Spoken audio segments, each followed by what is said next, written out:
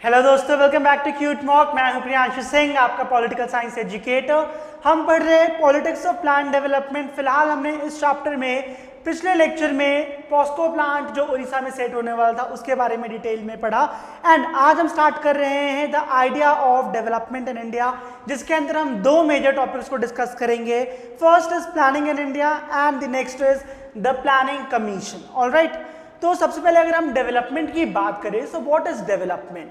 Development अगर हम एक लेमैन लैंग्वेज में डिस्कस करें, so it is a process जिसके अंदर में पॉजिटिव ग्रोथ, पॉजिटिव चेंजेस देखने को मिलती है, चाहे वो हम किसी भी कंटेक्स्ट में बात करें, बी इट इकोनॉमी, डेमोग्राफी या social aspect of a persons life या तो अ कंट्रीज लाइफ। ठीक है, सो जो डेवलपमेंट है इसके मीनिंग अलग अलग सेक्शन ऑफ पीपल के लिए अलग होते हैं। फॉर एग्जाम्पल, एक इंडस्ट्रियलिस्ट के लिए जिसको स्टील प्लांट सेटअप करना है, एक कंज्यूमर के लिए जो वो स्टील यूज करने वाला है, एक आदिवासी जिसके रीजन में वो स्टील प्लांट डेवलप होने वाला है, उन सब के लिए ही डेवलपमेंट का मीनिंग अलग होगा। There are very bright chances कि डेवलपमेंट के जो मीनिंग है, जो नोशन है, वो आपस में कॉन्ट्राडिक्टरी भी हो सकते हैं। फॉर एग्जाम्पल, एक शॉपकीपर के लिए डेवलपमेंट क्या होगा कि वो अपने कमोडिटी को ज़्यादा से ज़्यादा प्राइस में बेच दें। वही एक कंज्यूमर के लिए क्या डेवलपमेंट होगा कि वो उस कमोडिटी को कम से कम रुपए में खरीदे, तो उसके लिए वो डेवलपमेंट है। सो डेवलपमेंट के नोशन अलग अलग होने वाले हैं अलग अलग लोगों के लिए, एंड वो आपस में कॉन्ट्राडिक्टरी भी हो सकते हैं। So that is why it is quite natural कि अगर कभी डेवलपमेंट के ऊपर डिस्कशन हो तो उसके ऊपर कन्फ्लिक्ट्स, डिबेट्स या कॉन्ट्राडिक्शंस होने आम बात है। नेक्स्ट लेट अस डिस्कस कि डेवलपमेंट एंड मॉडर्नाइजेशन का आपस में क्या लेना देना है, इन्हें लोग कैसे एसोसिएट करते हैं। अब अगर हम बात करें मॉडर्न होने की या तो फिर डेवलपमेंट को मेजर करने की, so it was and it continues to remain common for people to refer to West as the standard for measuring development. अगर किसी रीजन, किसी कंट्री की डेवलपमेंट मेजर करनी है तो उसको कंपेयर करो यूएसए, जर्मनी, फ्रांस जैसे डेवलप्ड कंट्रीज के साथ। उस रीजन की क्या स्टैंडिंग है, ये बहुत कॉमन परसेप्शन रहा है लोगों का।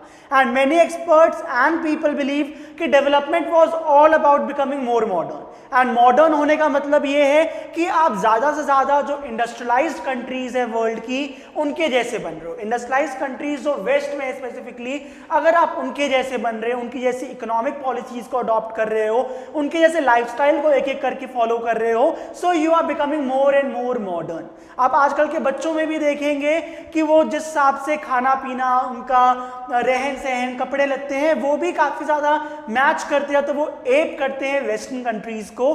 So it is somewhere reflecting the same कि डेवलप्ड होना या तो मॉडर्न होना, लोगों ने समझ रखा है कि तुम कितने ज्यादा वेस्ट कंट्रीज, जो वेस्ट की कंट्रीज है, उनसे रिलेट करते हो, कितना ज्यादा उनके जैसे दिखते हो।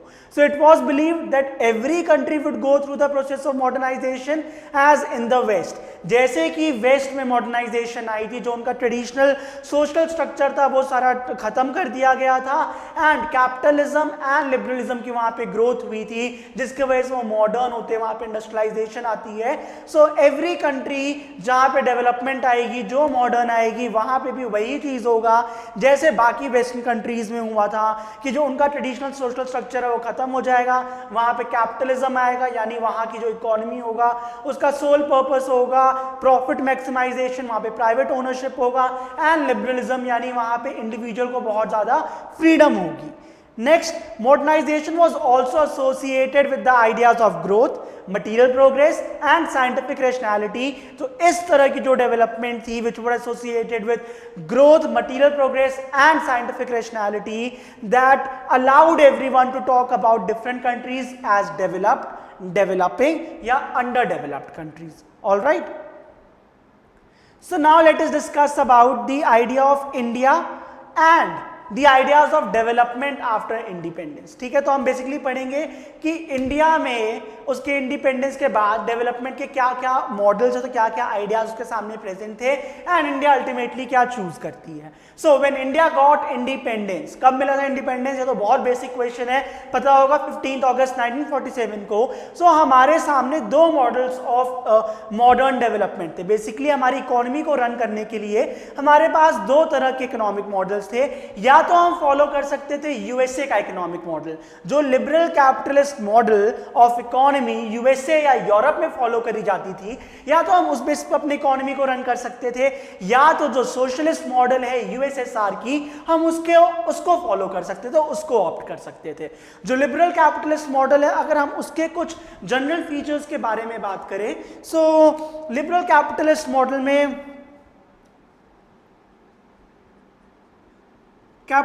में हमें क्या चीज देखने को मिलता है कि वहां पे प्राइवेट ओनरशिप ऑफ प्रॉपर्टी होती है,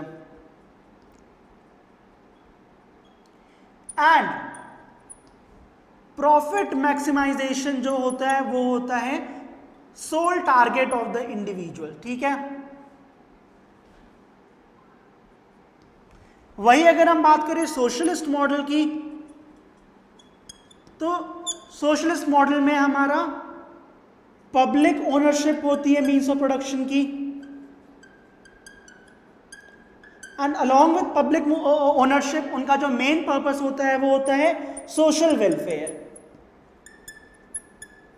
सो हमारा यूएसए के अंदर, यूरोपियन कंट्रीज के अंदर हमें कैपिटलिस्ट टाइप ऑफ इकोनॉमी देखने को मिलती थी, एंड यूएसएसआर जो है, जो 15 कंट्रीज का एक यूनियन था, वहां पे हमें सोशलिस्ट मॉडल ऑफ इकोनॉमी देखने को मिलता था।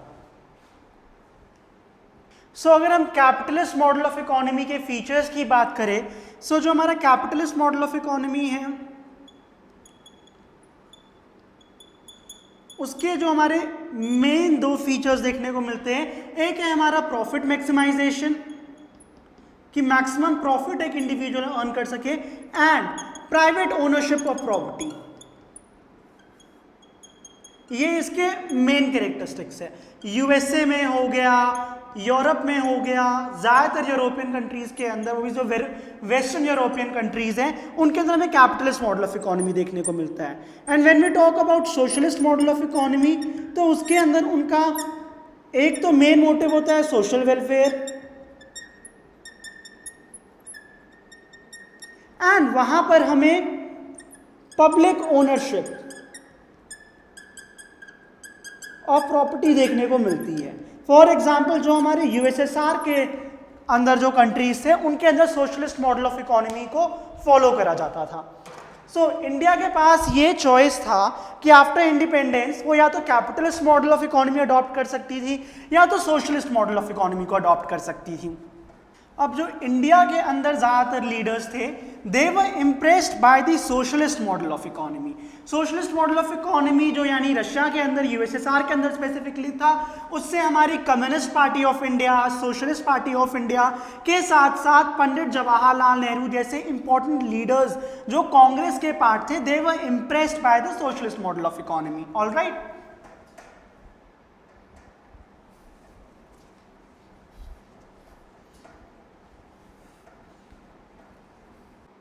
सो ये चॉइसेस तो इंडिया के पास उसके फ्रीडम के बाद अवेलेबल थे, but it was during the national movement only, जब कुछ टॉपिक के ऊपर there was a broad consensus, यानी सभी लोग अग्री करते थे।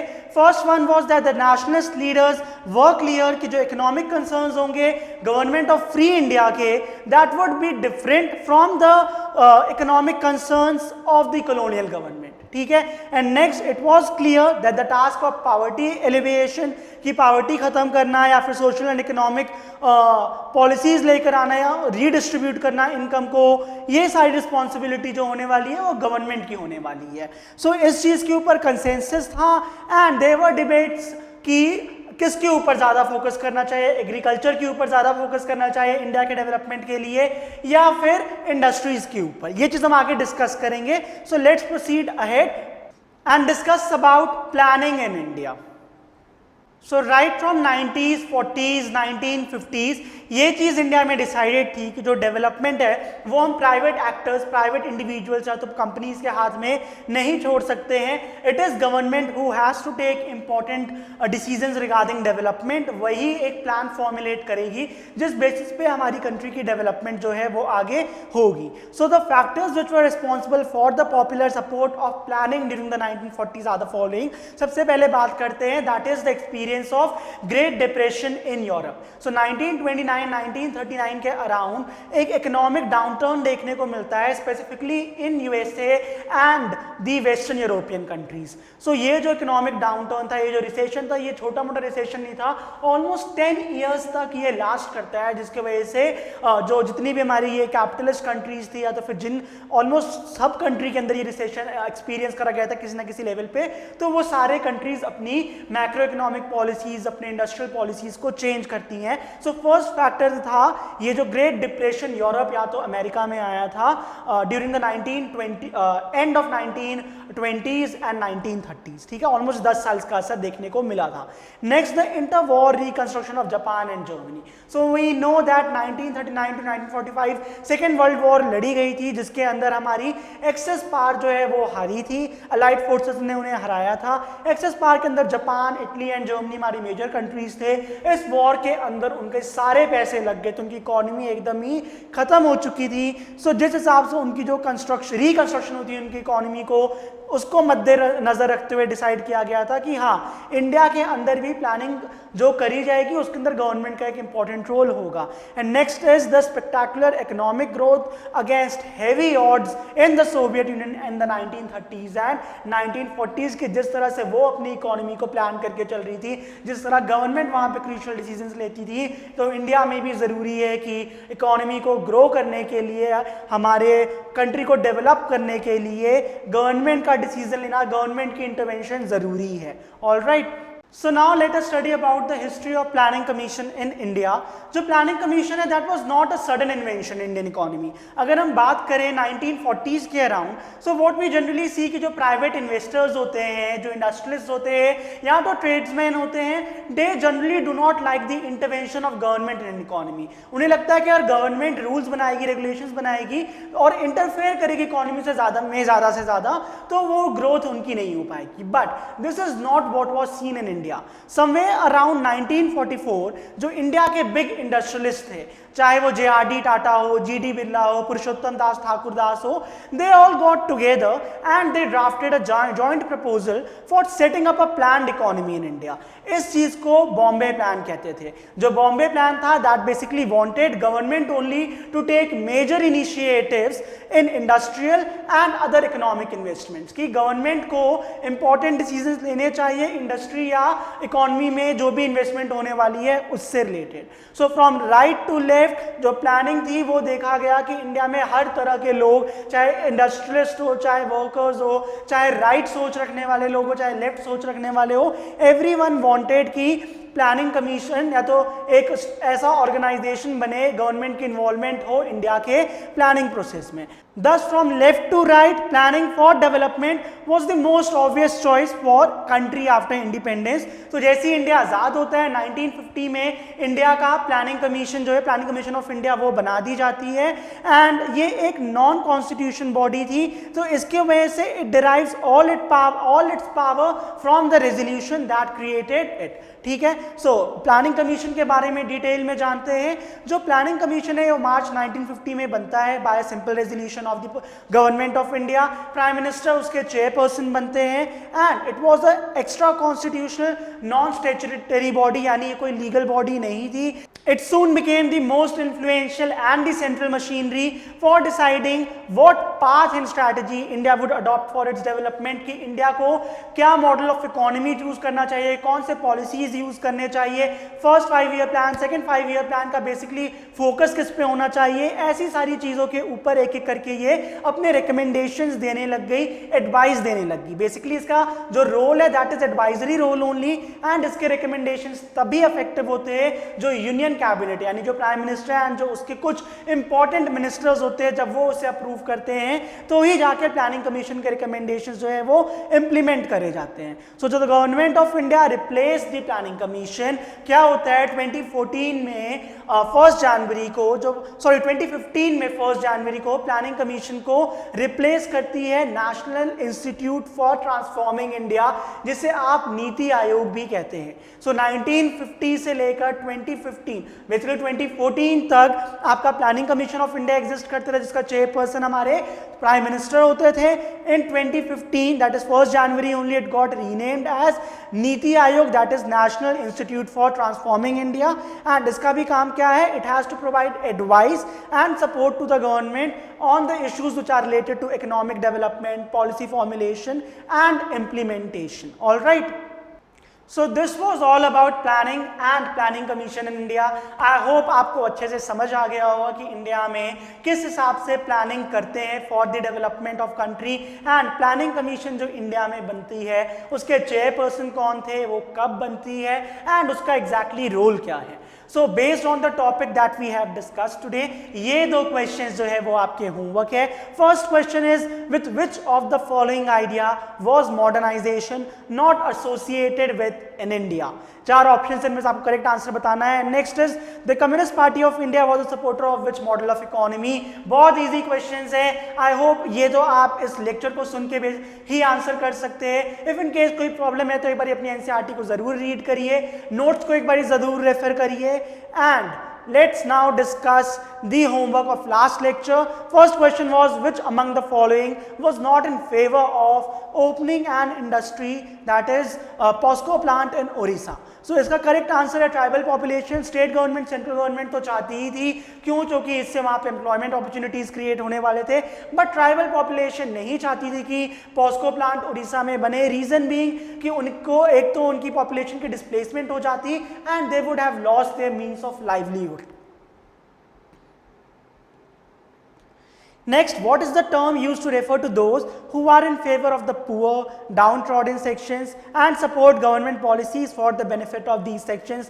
तो हमने बहुत डिटेल में राइट्स लेफ्ट्स के बारे में पढ़ा था।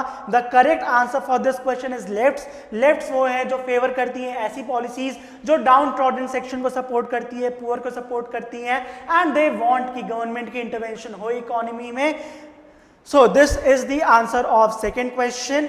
I hope आज की वीडियो आपको बहुत ज़्यादा इन्फॉर्मेटिव लगी होगी। Subscribe to our channel CUET Mock for preparation of your CUET and board exams and इसको अपने दोस्तों के साथ शेयर करिए ताकि वो भी तैयारी कर सकें।